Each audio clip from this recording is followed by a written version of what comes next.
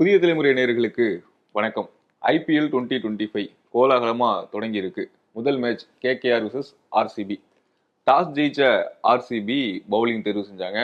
First bad பண்ண KKR 174 for 8 20 ஓவர்ஸ்ல. Rahane சூப்பரான ஒரு ஆட்டம் கொடுத்தாரு.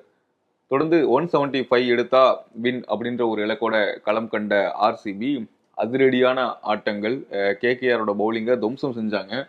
177 ரன் எடுத்து வெற்றி அடைஞ்சிட்டாங்க. இது தொடர்பாக தான் இன்னைக்கு நம்ம பேச போறோம். நம்ம கூட டாக்டர் வி கிரி இருக்கிறார், ஃபார்மர் ஸ்டேட் கிரிக்கெட்டர். சார் வணக்கம். வணக்கம். மேட்ச் பார்த்தீங்களா சார்? ஃபர்ஸ்ட் கிளாஸாக மேட்ச், ரொம்ப நல்ல ஸ்டார்ட். இனாகுரேஷன் மழை வந்து ஸ்பாயில் பண்ணலை, மேட்ச் ரொம்ப நல்லா இருந்தது, அது வரைக்கும் நல்லா இருந்தது. பட் இது வந்து டஃப் ஃபைட் இருக்கும்னு நினச்சேன், ஆனால் அது ஒன் சைடு மாதிரி ஆயிடுது. ஓகே, அதுக்கு வந்து எப்படின்னாக்க யார் வந்து லெஸ் மிஸ்டேக் பண்ணாங்களோ அவங்க வின் பண்ணிட்டாங்க.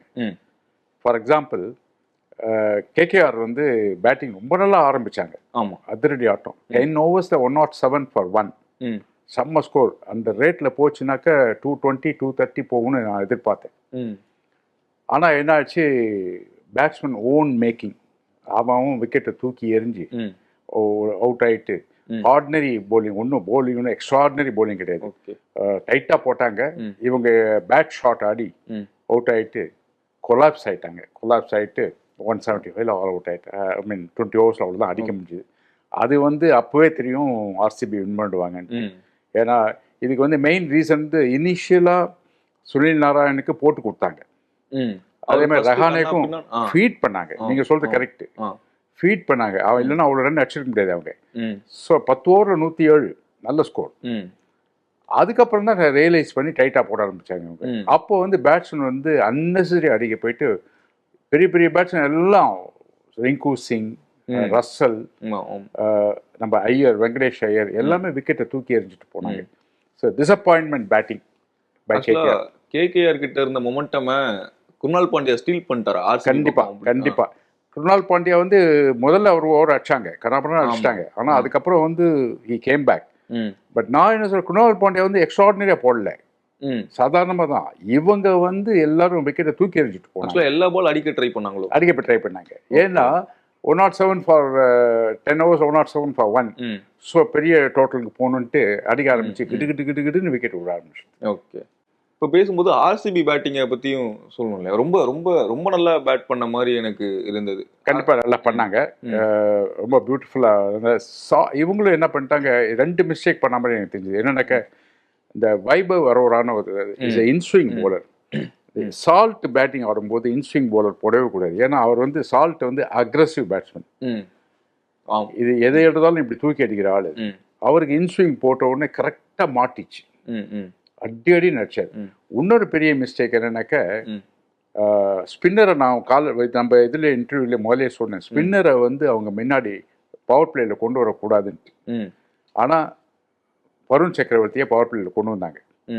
பவர் பிளேயில் என்ன ஆகுது, சால்ட் வந்து எல்லாத்தையும் தூக்கி அடிக்கும் போது, சால்ட் கோலி 2 பேரும் எல்லாத்தையும் தூக்கி அடிச்சு, ஏன்னாக்கா ஒன்லி 2 ஃபீல்டர்ஸ் அவுட் சைடு சேர்க்கு போட்டு நிறைய 21 ரன் 22 ரன் கொடுத்தாரு first over. That is the bad captaincy. So என்ன கேட்டாங்க, ஏன்னா எப்போவுமே I am against spinner bowling இந்த பவர் பிளே. ஏன்னா ஸ்பின்னர் வந்து attacking bowler, that is wicket எடுக்கக்கூடிய போலர். அவரை வந்து பவர் பிளேயில் கொண்டு வந்துட்டாக்க அவர் என்ன பண்ணுறாரு, டிஃபென்சிவாக போடுவார். ஏன்னாக்கா 2 ஃபீல்டர் தான் அவுட் சைட். ஸோ அந்த ப்ராசஸில் வந்து அவர் வந்து நிறைய ரன் கொடுப்பாரு, லீக் கொடுப்பாரு. ரெண்டாவது அவரோட மெயின் அட்டாக்கிங் ஓவர்ஸ் வந்து தெரிந்து போடும். ஓகே, முதல்ல. So I am against always. நான் என்ன யோசிச்சேன்னா, வருண் சக்கரவர்த்திக்கு பதிலாக நரேனை கொண்டு வந்திருக்கலாமோ? ஏன்னா நரேன் வந்து அவருக்கும் அதே கதி தான் இருக்கும். ஓகே, ஏன்னா நரேனுக்கு எதிராக வந்து விராட் அவ்வளோ பெரிய ரெக்கார்டெல்லாம் இல்லை correct. But it all depends on the batsman. Salt யார் போட்டாலும் அடிக்கக்கூடிய அவர் ஒன்று. செகண்ட் வந்து விக்கெட் ரொம்ப ஈஸியாக இருக்கு, விக்கெட்டில் ஒன்றும் இதுவே கிடையாது. ஸோ அந்த மாதிரி இருக்க சமயத்தில் ஸ்ட்ரைட்டாகவே அடிப்பாங்க போட்டு. ஓகே, அதனால பவர் பிளேயில் வந்து ஸ்பின்னர்ஸ் போடாமல் இருக்கிறது நல்லது. காலையிலேயே நம்ம பேசிட்டு இருந்தோம், 2 டீமுக்குமே புது கேப்டன். ஆமாம், ஒருத்தருக்கு வந்து ரொம்ப சின்னவர், ஒருத்தர் வந்து மோஸ்ட் எக்ஸ்பீரியன்ஸ் புது டீம் அப்படின்ற மாதிரி. 2 கேப்டன்ஸோட அந்த பெர்ஃபார்மன்ஸ் எப்படி இருந்தா, அவங்க டீமை எப்படி கைட் பண்ணாங்க? ஏதாவது பாசிட்டிவ் இருந்ததா, இல்லை ஏதாவது குறைகள் இருந்துச்சா? கரெக்டாக கொஸ்டின் கேட்டேங்க. அதான் சொன்னேனே, மிஸ்டேக்ஸ் பண்ணாங்க 2 பேருமே. அதில் லெஸ் மிஸ்டேக் பண்ணது ஆர்சிபி.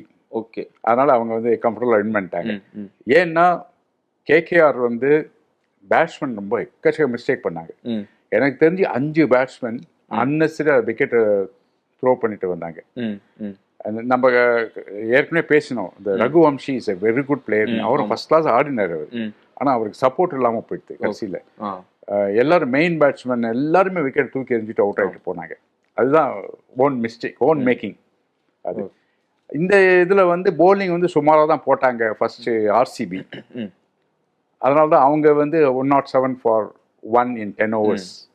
அதுக்கப்புறம் இவங்க ரெக்கவர் ஆனாங்க ஆர்சிபி. ஓரளவு சுமாராக போட்டுட்டு அவங்களுக்கு விக்கெட்டை கொடுத்துட்டு ஒரு மாதிரி டோட்டலை ரெஸ்ட்ரிக்ட் பண்ணிட்டாங்க. ஸோ அந்த விஷயத்தில் Patidar did a good job. ஏன்னா ரேட்டில் ஆகாமல், அதாவது ஒரு அடி அடிக்கிறாங்களே அப்படின்னு பயந்துட்டு ரேட்டில் ஆகாமல் ரொம்ப குவைட்டாக இருந்தார். கேகேஆரோட ஸ்பின் எடுபடலைன்றதுக்கு என்ன காரணமாக இருக்கலாம்? ஃபர்ஸ்ட் பேட்ஸ்மேன் செட்டில் ஆயிட்டாங்க அப்படின்றதுனால எடுபடலையா? இல்லை அதிரடி ஆட்டம் வந்து அதிரடி ஆட்டம். சி டோட்டல் கம்மி 175. ஸோ பவுலர்ஸ் கேகேஆர் ஸ்பின்னர்ஸ் வந்து ரன்னு கொடுக்காம போடணுன்ட்டு மைண்டில் ஒரு ப்ரெஷர் வந்துருச்சு. அப்போ வந்து இவங்க ரன்னு கொடுக்காம போடுற மாதிரி விக்கெட் எடுக்கவும் முடியாது, ரன்னும் கொடுக்கக்கூடாது. அந்த மாதிரி சமயத்தில் வந்து போடும்போது அவங்க பேட்ஸ்மேன் அட்வான்டேஜ் எடுத்துட்டாங்க, தூக்கி அடிக்க ஆரம்பிச்சிட்டாங்க. ஓவருக்கு 20 ரன் 22 ரன் அடிச்சாங்க. கரெக்ட், அதுதான். சி நீ பவர் பிளேயில் வந்து ஸ்பின்னர்ஸை கொண்டு வந்தால் இதுதான் ப்ராப்ளம். ஏன்னா ஒன்லி 2 people அவுட் சைட். அந்த மாதிரி சமயத்தில் நீங்கள் வந்து ஸ்பின்னர்ஸை வந்து எப்படி வேணால் அடிக்கலாம் ஈஸியாக. நீங்கள் வந்து ஸ்பின்னர்ஸ் வந்து பவர் பிளேயில் வந்து அப்படி விக்கெட் எடுத்து கொடுக்குற மாதிரி இல்லை. பேட்ஸ்மேன் ஏமாந்து ஸ்பின்னர் அடிக்க போய் விக்கெட் கொடுப்பான்ற ஒரு ஹோப்பில் தான் கொண்டு வராங்க. அது வந்து எவ்ரிடே இஸ் நாட் சண்டே, அது எப்போதும் நடக்காது. ஓவர் ரொட்டேஷன்ல எப்படி சார் இருந்தது 2 டீமுக்குமே? அதுதான், ரஹானே வந்து பவர் பிளேயில் இவரை கொண்டு வந்தார். தென் வைபவ் வந்து இன்ஸ்விங் போலர், அவரை கட் பண்ணியிருக்கணும் உடனே. ஆக்சுவலாக வந்து ஹர்ஷித் ராணா ஃபர்ஸ்ட் போட்டிருக்கலாம் வைபவ் வரோரா மேலே. வைபவ் வரோரா ஸ்விங் பண்ணுறேன்னு சொல்லிட்டு எல்லாத்தையும் கால்கிட்ட போட்டுட்டே இருந்தார். ஃபீட் பண்ணார் பேட்ஸ்மேனுக்கு. அந்த 2-3 ஷாட் அடித்த உடனே பேட்ஸ்மேன் கான்ஃபிடன்ஸ் வந்துருச்சு. ஓகே, அதுதான் மெயின் ரீசன்.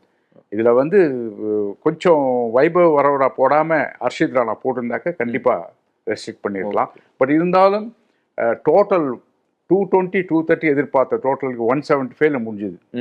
அதுலேயே வந்து அவங்க ஷோல்டர் இறங்கி போச்சு. ஓகே, கல்கட்டா சொல்லும்போது அவங்க வந்து ஆர்சிபி வந்து 120-30 அதை கிராஸ் பண்ணும்போதே வந்து கேகேஆர் வந்து மைண்ட் எல்லாம் ஃபிக்ஸ் ஆயிட்டாங்களோ, கேம் நம்ம கையை விட்டு போயிடுச்சு அப்படின்னு சொல்லிட்டு 175, அதாவது 230 அடிக்கிற டோட்டல் வந்து 50 ரன் ஷார்ட் அப்படின்னு ஒரு ஃபீலிங் வந்து உடனே இறங்கிடுச்சு ஷோல்டர்.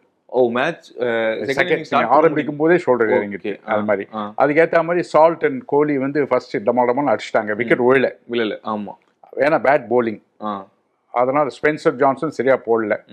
ஸோ அதனால என்ன ஆயிடுத்து, ரொம்ப டவுன், கல்கட்டா வந்து டவுன். ஓகே, இந்த மேட்ச் அப்படியே ஈஸியாக கொடுத்துட்டாங்க கல்கட்டா.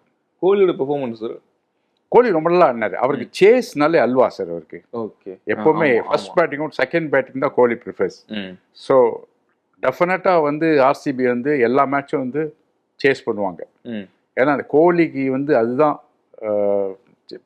வெரி குட் பாயிண்ட் அப்படின்ட்டு அதை கீப் அப் பண்ணுவாங்க. அதுக்கேற்ற மாதிரி இந்த சால்ட் வந்து நல்ல வெரி குட் ஸ்டார்ட், நல்ல அதிரடி ஆட்டம் மறுபடியும்.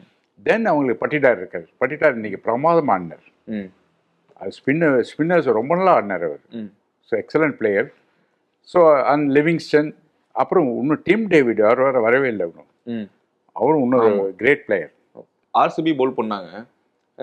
பவுலருக்கு பெருசாக பால் கனெக்ட் வந்து சரியாக அவங்களுக்கு ஏற்ற மாதிரி இல்லை. கேகேஆர் பேட்ஸ்மேன் வந்து அடிக்க தான் ஆரம்பித்தாங்க, எக்ஸ்ப்ளோசிவாக இருந்தாங்க. ஆனால் குருணால் பாண்டியா மட்டும் அந்த அந்த பாயிண்ட் எப்படி பிடிச்சாரு கரெக்டாக? குருணால் பாண்டியா ஃபர்ஸ்ட் ஓவர் அடிச்சாங்க.